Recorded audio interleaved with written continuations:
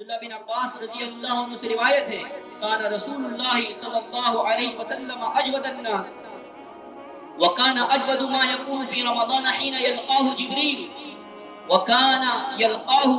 في كل ليلة من رمضان ويدارسه القرآن فرسول الله صلى الله عليه وسلم اجود بالخير من ريح المرسلة صحيح البخاري وصحيح مسلم۔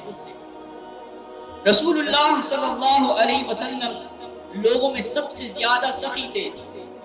اور رمضان میں تو آپ نہایت سخاوت کیا کرتے۔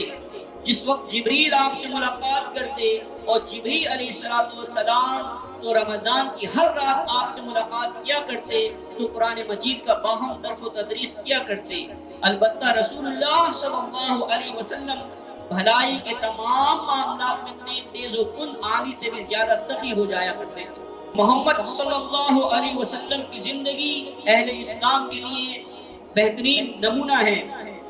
لہذا ہمیں آپ صلی اللہ علیہ وسلم کی زندگی سے جو سبق ملتا ہے وہ یہ ہے کہ ہمارا مال اس لیے نہیں کہ ہم اس کے لیے اس کے ذریعے سے اپنے بیجا خواہشات کی تکمیل کریں، بلکہ خدمت انسانیت اس کا بہترین مسئلہ۔ ہمیں مال ذاتی آرزویں پوری کرنے کے لیے نہیں بلکہ بھلائی کے لیے مہیا کیا گیا۔